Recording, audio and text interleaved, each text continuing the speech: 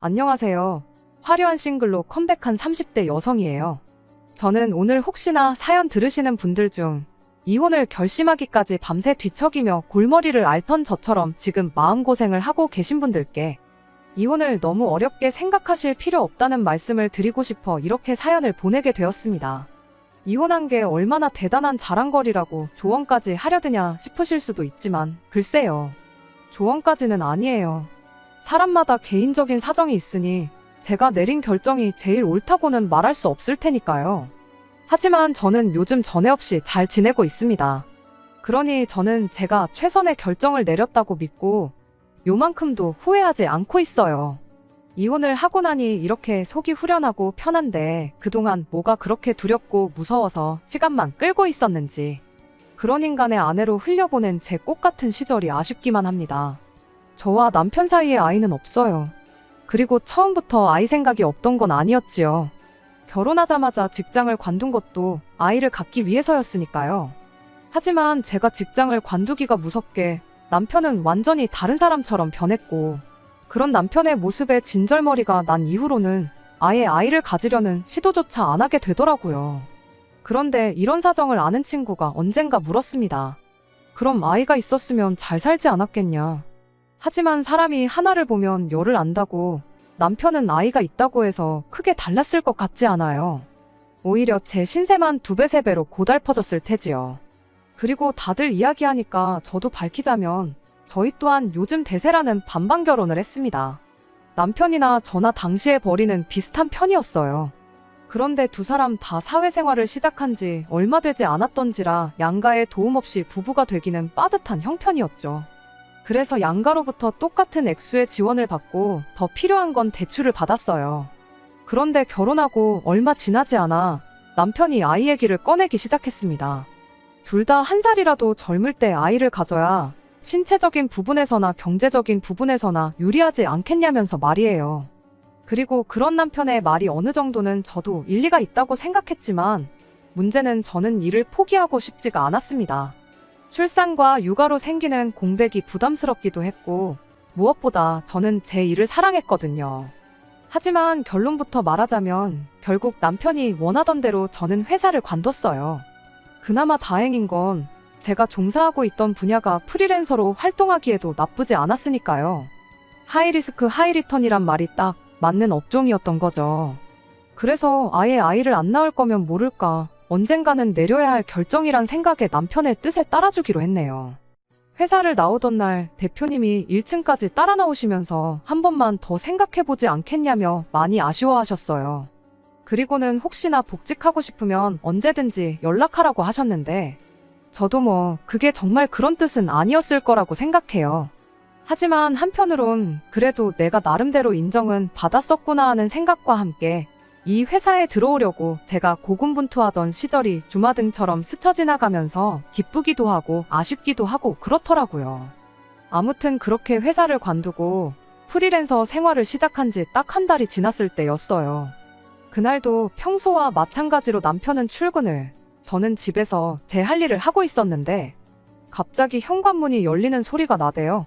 남편이 퇴근하기엔 이른 시간이었지만 남편 아니고서야 올 사람이 없었으니 저는 당연히 남편일 거라 생각했고요. 그런데 투덜거리며 복도를 지나 거실로 들어온 사람은 다름 아닌 시어머니셨습니다. 그리고 이제서야 생각해보면 저도 일단 인사라도 먼저 드렸으면 좋았을 텐데 생각지도 못한 시어머니의 방문, 그것도 시어머니께서 비밀번호를 직접 누르고 들어오셨다는 사실이 좀 황당했다 보니 저도 모르게 어떻게 들어오셨냐는 소리가 먼저 튀어나갔거든요. 그랬더니 내 아들이 비밀번호를 알려줬다며 신경질을 확 내시는데 지금 이게 다 뭐지 싶으면서도 아무튼 안 좋은 상황이란 건 바로 알 수 있었죠. 그리고 그때 제가 뭐라고 대꾸를 하기도 전에 시어머니께선 너 정말 직장을 관뒀냐며 따지듯이 물어오셨습니다. 어떻게 당신한테 말 한마디 없이 멋대로 회사를 관둘 수가 있냐면서요. 그런데 저로선 솔직히 그런 시어머니의 말씀이 쉽게 납득이 가질 않았어요. 저는 다 큰 성인이고 게다가 남편과 충분한 상의 끝에 내린 결정이었으니까요. 그리고 무엇보다 제가 회사를 관뒀다는 사실이 이렇게 시어머니께서 막무가내로 찾아오셔선 마치 저를 취조하듯 물으실 일인가 싶은 게 여러 가지로 황당하단 생각밖에 안 들더라고요. 그리고 동시에 남편에 대한 약간의 원망스러운 마음도 들었습니다. 왜 진작에 내가 회사를 관뒀다는 걸 시어머니께 말씀드리지 않은 거며, 그렇다고 해도 왜 우리 둘이 사는 집 비밀번호까지 시어머니한테 알려드렸어야 하나 싶고, 알려드렸으면 알려드렸다고 적어도 나한테 전화 한 통은 해줬어야 하는 거 아닌가 싶었으니까요. 하지만 이런 복잡한 제 마음을 시어머니께선 아시는지 모르시는지 계속해서 당신할 말만 이어나가셨습니다. 그리고 저는 어쨌든 그 당시엔 처음 겪어본 상황이었다 보니 어떻게 대처를 해야 할지 도통 감이 오질 않아 저도 모르게 꿀먹은 사람 마냥 입도 뻥긋 못하고 당하고만 있었죠. 그런데 그때 다시 한번 현관문 열리는 소리가 났고, 이번엔 분명 남편일 거란 생각에 말 그대로 긴장이 풀리더라고요. 이제 그만 시달리겠구나 하는 생각에 마치 구세주가 등장한 것 같았달까요? 그리고 그때 제가 바란 건 딱 하나였어요. 다른 건 모르겠고 적어도 제가 왜 회사를 관두게 된 건지 남편이 시어머니한테 확실히 말씀드렸으면 했죠. 하지만 남편이 보인 태도는 말 그대로 기가 막혔습니다. 아이 타령을 해대면서 자기가 먼저 관두라고 했다는 이야기는 쏙 빼곤 마치 제가 프리랜서로 큰돈을 벌고 싶어 회사를 관뒀다는 식으로 시어머니께 말씀을 드리고 있었으니까요. 그러면서 마치 자기도 반대를 했는데 제가 멋대로 관뒀다는 식으로 말을 하는데 어찌나 기가 막히던지 아까와는 또 다른 의미로 말이 안 나오더라고요. 아무리 시어머니가 무서워도 그렇지 버젓이 나를 앞에 두고 어떻게 저럴 수가 있나 싶었습니다. 그리고 그때 처음으로 내가 이런 비열한 겁쟁이랑 결혼을 했구나 하는 생각에 정말 우라가 치밀었지요. 시어머니께서는 당신 아들이 외벌이하면서 살아야 할 줄 알았으면 이 결혼은 안 시켰을 거라며 급기야는 사기 결혼이란 말까지 운운하셨어요. 당신 아들이 뭐가 아쉬워서 집에서 노는 저를 먹여 살리면서 혼자 뼈 빠지게 대출까지 갚아야 하냐고요. 그리고 여기선 저도 마치 저를 기생충처럼 몰고 가시는 시어머니의 태도에 화가 나서 저도 마냥 놀고 있는 게 아니다, 프리랜서로 일을 할 거다 했더니 시어머니께선 코웃음을 치시면서 그래서 회사 관두고 지금까지 얼마나 벌었냐고 하시대요. 그런데 그 무렵엔 솔직히 이제 회사 관둔 지 한 달이었는데 벌이는 무슨 벌이가 있었겠어요.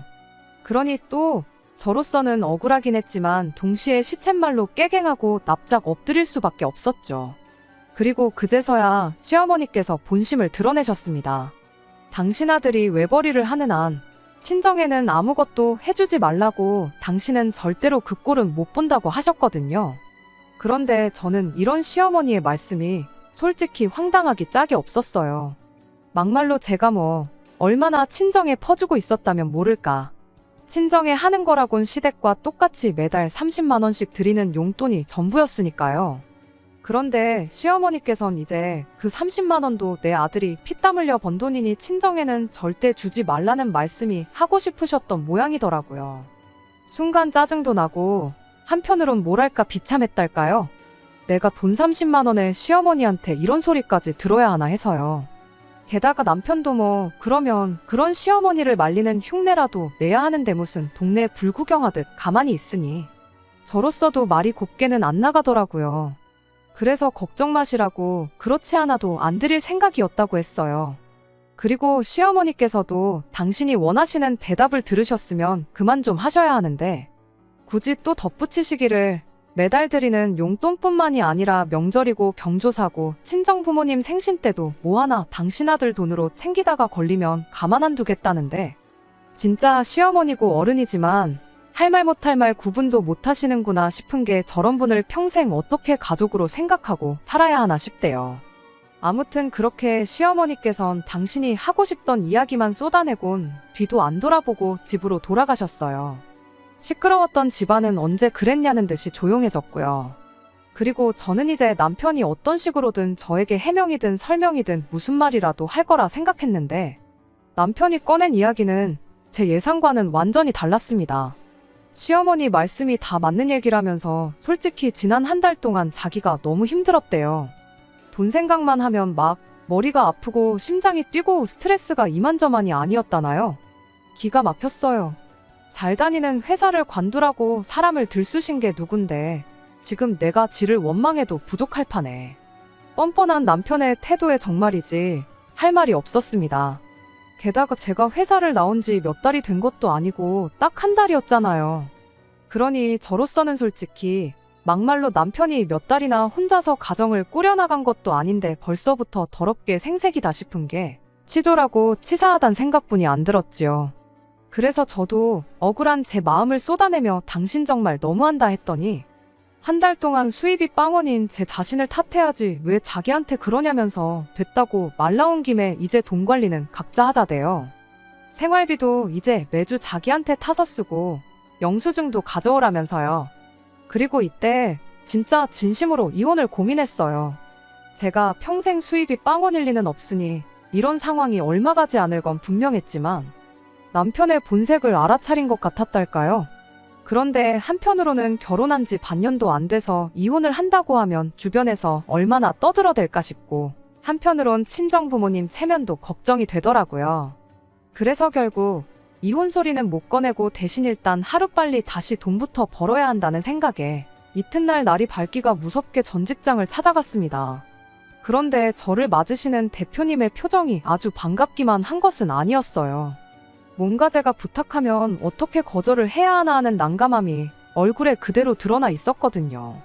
그리고 그런 대표님의 표정을 보고 나니 저도 자존심이 있지 차마 돌아오고 싶단 말은 할 수가 없었습니다. 부탁이란 게 하는 사람도 어렵지만 거절해야 하는 사람 입장도 쉽지는 않으니까요. 그리고 저는 무엇보다도 대표님과 제 관계를 허투루 날려버리고 싶진 않기도 했어요. 업계 내에선 꽤나 영향력이 있는 사람이기도 했고 그래서 그냥 별의미 없는 이야기만 조금 주고받다가 웃는 얼굴로 돌아 나왔네요. 남편은 퇴근하고 집에 들어오기가 무섭게 복직은 했냐, 언제부터 다시 출근하냐며 질문 공세를 쏟아냈습니다. 그래서 제가 복직은 안 한다고 했더니 저보다 더 실망한 티를 팍팍 내면서는 그럴 줄 알았다면서 이제 정말 어떡하냐고 이달도 자기 혼자 벌어야 하는 거냐며 한숨을 푹푹 내쉬는 거예요. 하지만 남편의 개차반 같은 짓거리는 거기서 끝이 아니었습니다.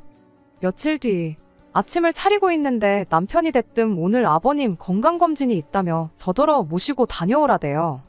그리고 저도 뭐 바쁜 게 아니었으니 남편이 곱게 부탁했으면 별말 없이 알겠다고 했을 텐데 대뜸 한다는 소리가 생활비를 받았으려면 저도 뭐 하는 일이 있어야 할 거 아니냐면서 앞으로는 자기가 이것저것 시킬 거니까 그때마다 군소리 없이 그냥 하라는 대로 하면 된다나요? 게다가 그뿐만이 아니었습니다. 생활비를 얼마를 주는데 메뉴가 이게 뭐냐, 청소는 왜 이렇게 해놨냐 해가며 자꾸 트집을 잡는데 하루는 진짜 내가 왜 이런 소리까지 들으며 살아야 하나 싶은 게 말 그대로 현타가 오더라고요. 그래서 그날도 저녁 준비로 정신이 하나도 없는데 남편이 뭐 자기가 입으려던 옷이 아직도 빨래통에 있다면서 생활비 받기 싫은 거냐고 시비를 걸길래 끓이던 국을 그대로 싱크대에 들이붓고는 한 번만 더 그딴 소리 해보라고 그땐 나도 가만히 안 있겠다 했어요. 네가 무슨 생활비를 몇백씩 주는 것도 아니면서 어지간히 하라고 계속 그럴 거면 그냥 이혼하자면서요. 그리고 그날 이후로 저는 시쳇말로 악만 남아서 어떻게든 돈을 벌어야겠다는 생각이었습니다. 그래서 자존심이고 뭐고 다 내려놓고 대표님한테 전화를 드렸어요. 그리고는 혹시 회사에 들어오는 일 중 단가가 안 맞는 일들은 저에게 소개해 주실 수 없겠냐 부탁을 드렸죠. 그랬더니 다행히도 대표님께선 당연히 해줄 수 있다면서 사실 그날 그렇게 저를 보내고선 당신도 생각이 많았다 하시더니 이렇게 연락 줘서 오히려 당신이 고맙다고 하시더라고요. 그리고 그때부턴 솔직히 대표님이 주시는 일은 마진이 얼마건 간에 주는 대로 족족 받았어요. 그랬더니 얼마 안 가서 제가 일을 잘한다는 게 입소문이라도 났는지 회사가 아닌 저를 보고 들어오는 일도 늘어나기 시작했지요. 그리고 그때부터는 남편과 각방 생활을 시작했습니다. 사실 이미 정은 예전에 떨어져서 한 입을 덮고 자는 거 자체가 고역스러운 날도 많았는데 마땅히 핑계가 없다 보니 각방 쓰자 소리를 할 수가 없었거든요. 그런데 이제 일감이 많아져서 제가 잠자리에 드는 시간이 늦어지다 보니 자기도 자는데 방해받기가 싫었는지 제가 작은 방에서 자고 그래도 별말 안 하대요. 그리고 그런 남편의 반응이 서운하기는커녕 정말 다행이다 싶었습니다. 한편 그렇게 1년쯤 지나니까 어느덧 재벌이도 안정세에 접어들었고 그리고 그 무렵부턴 일부러 더 보란듯이 제가 친정부모님 차도 바꿔드리고 용돈도 올려드렸어요. 그리고 이런 이야기는 여지없이 남편을 알게 했고 시부모님 귀에도 들어가게끔 행동했는데 제가 그렇게 한 데는 다 이유가 있었습니다. 신혼 초에 돈 몇 푼 가지고 시어머니랑 남편이 저한테 줬던 그 모멸감, 그리고 그때 제가 느낀 비참함을 언젠가 꼭 돌려주고 싶었거든요. 그리고 마침내 그럴 기회가 찾아왔는데 그날도 저는 평소처럼 정신없이 집에서 일을 하고 있었습니다. 눈코 뜰 새 없이 바쁘다는 게 이런 건가 싶은 날들의 연속이었지요. 그리고 그렇다 보니 집에 누가 들어오는지도 처음엔 알지를 못했어요. 아니 이제 와서 말이지만 들어온다고 해봤자 남편이었을 텐데 솔직히 그 무렵엔 남편이 출근하고 퇴근하는 거에 별 관심을 두지 않았습니다. 남편은 제가 돈을 잘 벌게 된 이후로도 한 번도 제 능력을 인정해주는 법이 없었어요. 그저 남편이 하는 말이라곤 돈독이 올랐다, 지부모밖에 모른다, 그런 것들 뿐이었죠. 생활비 몇 푼 쥐어주면서 지 뜻대로 이리저리 부려먹고 싶었는데 그게 뜻대로 안 되니 심통을 부리는 어린아이가 따로 없었달까요? 그리고 저는 그런 남편을 받아주고 싶은 생각은 눈꼽만큼도 없었습니다. 한마디로 너가 이기나 내가 이기나 해보자 그런 것도 있었죠. 아무튼 그래서 그날도 남편이겠거니 하고는 저는 제 할 일만 하고 있었는데 누가 제 방문을 노크를 하더니 헛기침 소리를 내더라고요. 시어머니셨습니다. 참고로 비밀번호를 아무리 바꿔도 계속해서 툭하면 남편이 시어머니께 알려드리는 일이 반복되었기에 언젠가부턴 저도 에라 모르겠다 자포자기 상태였어요.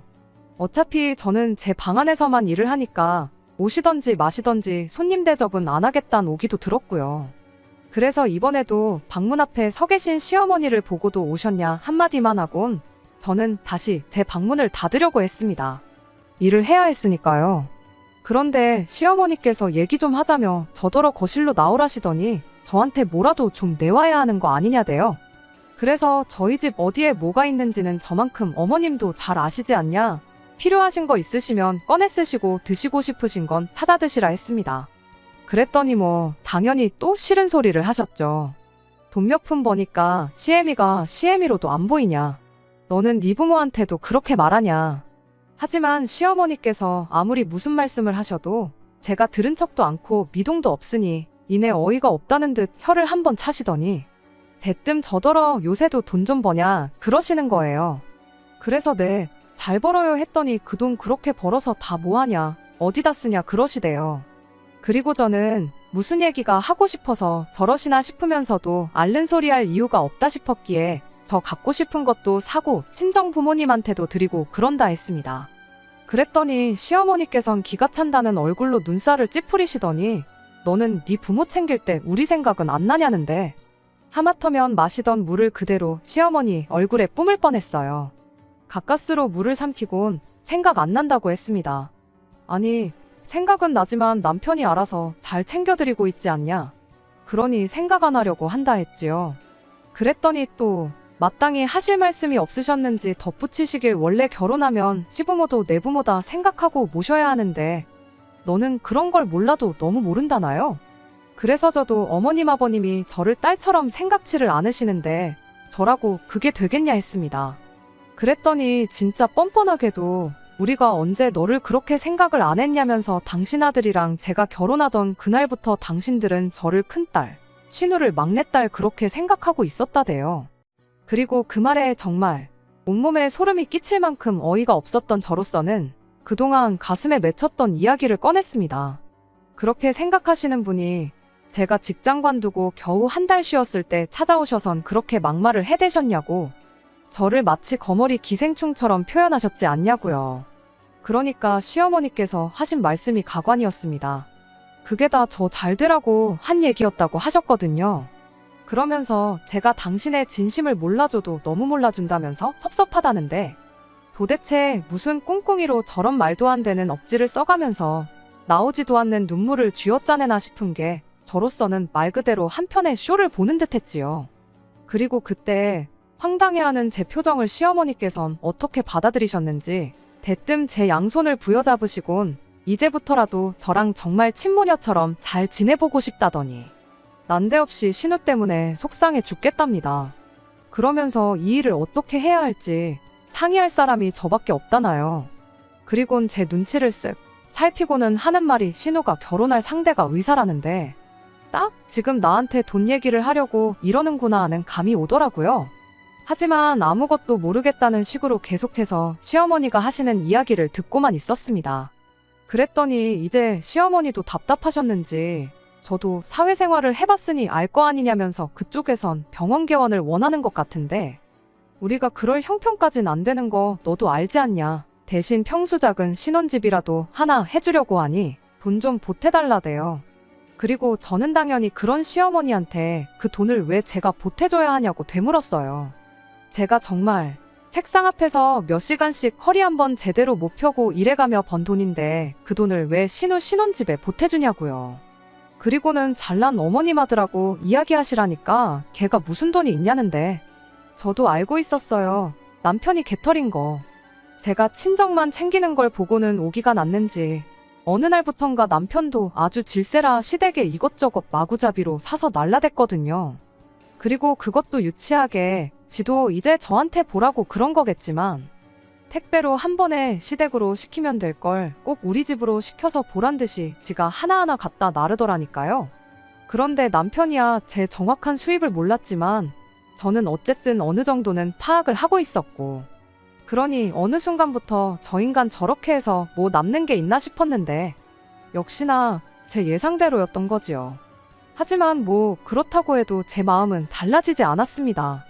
신우 시집 가는데 1,000원 한 장 보태줄 생각은 정말이지 요만큼도 없었어요. 그런데 한편으론 제가 그간 벼르고 벼르던 그 일을 실행에 옮기는 게 오늘이구나 싶었으니 굳이 지금부터 싫다고 말할 필요는 없겠다 싶대요. 그래서 시어머니께 얼마가 필요하시냐 여쭙습니다. 그랬더니 이내 시어머니 얼굴에 웃음꽃이 활짝 피면서 한 3억 정도면 좋겠다는데 솔직히 저한테 있는 돈 없는 돈 다 끌어모으면 딱 그 정도 되겠더라고요. 하지만 뭐 그런 걸 굳이 시어머니가 알게 할 필요는 없잖아요. 그래서 그 정도 돈은 일도 아니라는 식으로 그거면 되겠냐니까 다시 한번 웃음꽃이 피길래 더 기분 좋으라고 당장 내일이라도 줄 수 있다 했지요. 그랬더니 어머어머 소리를 연발해가면서 진짜 내가 며느리 하나는 잘 들였다며 아주 좋아 죽더라니까요. 그래서 그때 제가 대신 조건이 하나 있다 했습니다. 그랬더니 뭐든지 말만 해보라대요. 그래서 돈을 받았으려면 그에 걸맞는 일을 해야 할 거 아니냐고. 앞으로 그 3억치 다 채울 때까지 무슨 일이건 간에 제가 하라면 군소리 없이 해야 한다고 했어요. 그랬더니 시어머니께선 대번에 눈을 치켜뜨시고는 너 지금 그걸 말이라고 하냐는데 시어머니께 어머님이 들으셔도 말 같지가 않죠. 하고는 그 말 같지도 않은 소리를 내가 어머님 아들한테 얼마나 오랫동안 들었는지 아냐고 받아쳤습니다. 그리고는 다시 계산기 두드리는 흉내를 내면서 생각해보니까 요즘 저희 부모님도 나이가 드셔서 살림이나 잔심부름 같은 것 좀 대신해줄 도우미가 있었음 하셨으니 일단 신우더러 당분간은 저희 부모님 수발부터 들라고 해야겠다니까. 뭐 그때부턴 말 그대로 난리가 났어요. 시어머니께서 저러더 정신 나갔다면서 온갖 쌍욕을 퍼부으셨거든요. 그리고 뭐 그뿐인가요? 너는 그렇게 살지 말라면서 네가 암만 그래봤자 우리 사위랑 비할 것도 못 된다는데 그래서 제가 아니 아직 식도 안 올린 남의 아들한테 어쩜 그리 우리 사위 소리를 해대시냐고 민망해 죽겠다고 쏘아붙였어요. 그리고 그날 저녁 시어머니께서 씩씩대며 집에 가셨다는 사실을 남편이 모를 리가 없었고 그러니 제 예상대로 퇴근하기가 무섭게 남편은 우리 엄마한테 뭔 소리를 짓거린 거냐며 저에게 달라들더라고요. 그래서 내가 뭐 못할 말 했냐. 네가 했던 말 그대로 했는데 왜 난리냐 했더니 남의 인생을 가지고 제가 뭐 갑질을 했다면서 말도 안 되는 헛소리를 짓거리더니 급기야는 도무지 저 같은 여자랑은 못 살겠다면서 이혼 얘기를 꺼내더라고요. 이땐 솔직히 아차 싶으면서 말 그대로 기분 참 더러웠습니다. 이혼 얘기를 꺼내도 내가 꺼냈어야 하는데 하는 생각 때문에요. 하지만 뭐 그렇다고 제가 이혼만은 못한다 할 것도 아니고 그래서 알겠다고 내일이라도 당장 하자고 했어요. 그랬더니 남편이 좀 당황한 표정을 하더니 이내 실실 웃으면서 이혼해봤자 저만 손해라대요. 재산 분할하면 제 재산의 절반은 자기 몫이라면서 말이에요. 그래서 제가 또다시 아무것도 몰랐다는 얼굴로 정말이냐 물었더니 저더러 너는 돈독이 올라서 일만 하니까 세상 돌아가는 것도 모르냐면서 원래 부부가 이혼하면 재산은 반반으로 갖는 거랍니다. 특히나 우리처럼 반반 결혼한 부부는 헤어질 때도 무조건 반반 갖는 거라나요? 어쩜 인간이 저렇게 단순하고 멍청한가? 저런 머리로 직장 생활을 어떻게 하나? 한심하단 생각을 넘어서 갑갑하고 한편으론 저런 인간 뭘 보고 내가 결혼을 했나 하는 자괴감까지 드는 게 참으로 복잡한 심정이었습니다. 그리고 저는 그렇게 될 리가 없다는 걸 잘 알고 있었기에 남편이나 더 놀려줄 생각으로 그럼 이혼은 하지 말자고 했더니 이 인간이 제가 정말 뭐라도 아쉬워서 지한테 매달리는 줄 알았는지 더더욱 기고만장해서는 자기는 이제 정말 저한테 오만정이 떨어져서 못 살겠다면서 무조건 이혼을 해야겠다는 거예요. 그리고 그렇게 이튿날 이혼에 필요한 서류들을 미리 다 챙겨놓고 남편이 퇴근하기만을 기다리고 있는데 9시가 넘어서야 남편이 말 그대로 죽상을 하고 집에 들어왔습니다. 그래서 제가 여기 이혼 서류 다 준비해놨다니까 자긴 이혼 안 할 거라대요? 그러면서 나라법이 이상하다고 분명히 반반 결혼을 했는데 왜 재산 분할은 반반이 안 되는지 이해가 안 된답니다. 그리고 듣자 하니 회사에 반차를 내고 변호사를 만났던 모양이에요. 그런데 이제 아무래도 그쪽에서 남편이 기대한 대답과는 정반대의 대답을 해준 것 같더라고요. 참고로 저도 아닌 게 아니라 남편이랑 이혼 생각이 들 때마다 변호사를 이따금씩 찾아가 상담을 받곤 했는데 마지막에 받았을 땐 그런 말을 들었어요. 남편처럼 버는 족족이 다 써버리는 경우엔 재산 형성에 대한 의사가 없던 걸로 보여지기에 재산 분할 시 가져갈 재산도 없다. 그리고 그 이야기를 듣고 난 이후로는 제 마음이 어찌나 홀가분하던지 남편이 자기가 번 돈을 다 쓰던 말던 내 알바냐 싶었지요. 게다가 물론 저도 제 나름대로 제 재산을 지키기 위해 법적인 테두리 안에서 이런저런 손을 써두고는 있었습니다만 그건 여기서 제가 다 열거하긴 좀 그렇고 아무튼 저는 언제 이혼하더라도 두려울 게 없었던 거죠. 그리고 그렇게 순식간에 태도를 바꿔 이혼은 못한다고 버티는 남편에게 저는 그럼 소송으로 가겠다 했습니다.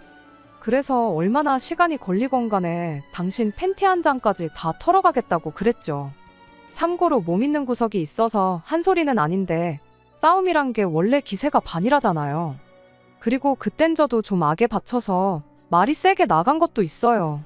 그런데 그 말이 먹힌 건지 아니면 또 어디 변호사한테 뭐라도 들었는지 얼마 안 있다 이혼하자고 하대요. 대신 자기 재산에는 손 떼지 말라면서. 그래서 저도 이때다 싶어 알겠다고 하고 이후로 혹시나 남편 마음이 바뀌면 어쩌나 하는 생각에 어지간히 남편 눈치를 보며 숙려기간을 보냈습니다. 그리고 마침내 남편과는 남남이 되었는데 황당하게도 일주일이나 지났나 시어머니한테 연락이 왔어요. 그리고 저는 또 신혼 때처럼 당신한테 말 한마디 없이 이혼을 했냐고 따지기라도 하려는 건가 싶었는데 웬걸요. 한다는 말이 돈 3억을 못 구해서 신우 결혼이 파토가 났답니다. 그러면서 이게 다 저 때문이라고 협의 이혼이 말이나 되냐면서 이제라도 양심이 있으면 저더러 위자료를 내놓으라대요. 기가 막혀서 말을 할 때 제발 생각 좀 하고 말씀하시라고 내가 머리털 나고 올케가 돈 안 해줘서 신우 결혼 파토 났다고 올케가 위자료 줬단 이야기는 들어본 적이 없다 쏘아붙였습니다. 그리곤 이런 전화 한 번만 더 하시면 그땐 저도 가만 안 있겠다. 그쪽 아들하고 딸 회사에 전화해서 아주 개진상 짓을 하겠다 했더니 가타부타 말도 없이 전화를 뚝 끊어버리더라고요. 그리고 이후로 새벽에 자냐는 문자는 기본이고 제가 없으니까 살맛이 안 난다는 개똥 같은 문자가 번호도 없이 몇 번인가 오곤 했는데 그럴 때마다 치졸하고 비열했던 남편의 얼굴이 떠오르면서 어찌나 밥맛이 떨어지던지. 그래서 결국 핸드폰 번호는 바꿨고 살던 동네도 이사했어요. 이혼하자마자 아파트 팔아서 서로 재산 정리하고 그리고는 그래도 동네도 익숙하고 그래서 근처에 집을 구했었는데 이래저래 시달리고 그러니까 익숙이고 뭐고 이사를 하는 게 맞겠더라고요. 그리고 그렇게 정신사나운 얼마간의 시간이 지나고 나니 지금의 평화가 찾아왔습니다. 진작에 이혼했어야 했는데 뭘 그렇게 걱정했었나 싶어요. 일단 제가 알게 된 건 사람들이 생각보다 남의 일에 크게 관심이 없다는 거예요. 그뿐인가요? 저희 부모님께선 체면이고 뭐고 내 딸이 잘 사는 게 제일 중요한 거라면서 제가 이혼을 못하고 버텨왔다는 사실에 어찌나 속상해 하시던지요. 그 밖에도 제 친구들은 뭐 이혼도 능력이 되니까 하는 거라며 멋있다고 축혀 세워주기까지 하는데 이건 솔직히 친구들이니까 하는 소리겠죠 뭐. 그래도 같이 웃어넘길 수 있는 사람들이 곁에 있다는 게 다행이다 싶습니다. 그리고 마지막으로 저는 지금 전 직장의 대표님과 진지하게 만남을 갖기 시작했어요. 똥차가 가고 벤츠가 온다더니 그 말이 정말 딱이다 싶네요. 그리고 저도 그 벤츠에 어울릴 멋진 사람이 되려고 열심히 노력 중입니다. 그런 결혼은 또 할 거냐고요? 그건 모르겠어요. 하지만 당장은 그 어떤 후회도 남지 않게 최선을 다할 거예요. 그래서 연애도 일도 두 마리 토끼 다 놓치지 않겠습니다. 끝까지 들어주셔서 감사합니다. 오늘의 사연은 여기까지입니다. 구독과 좋아요, 알람 설정 부탁드리고 더 좋은 사연으로 다시 찾아뵙겠습니다. 감사합니다.